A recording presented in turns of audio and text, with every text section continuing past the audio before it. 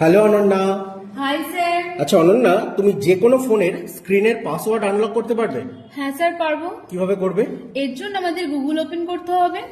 এখানে আমাদের সার্চ করতে হবে ডক্টর ফোন, এরপর এন্টার প্রেস করতে হবে।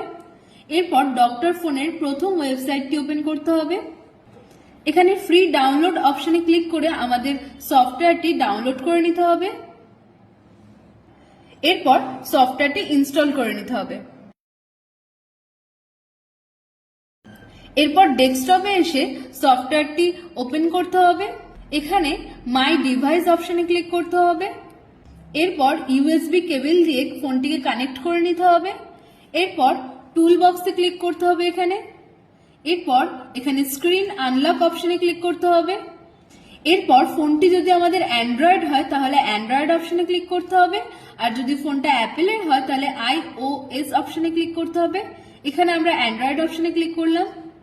এরপর এখানে নেক্সট অপশনে ক্লিক করতে হবে। এরপর ফোনটি যে কোম্পানির সেই কোম্পানিটিকে সিলেক্ট করে নিতে হবে।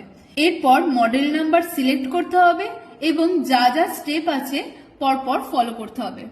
তাহলে আমাদের ফোনটি আনলক হয়ে যাবে। বাহ, খুব সুন্দর দেখিয়েছো। Thank you sir. ওয়েলকাম।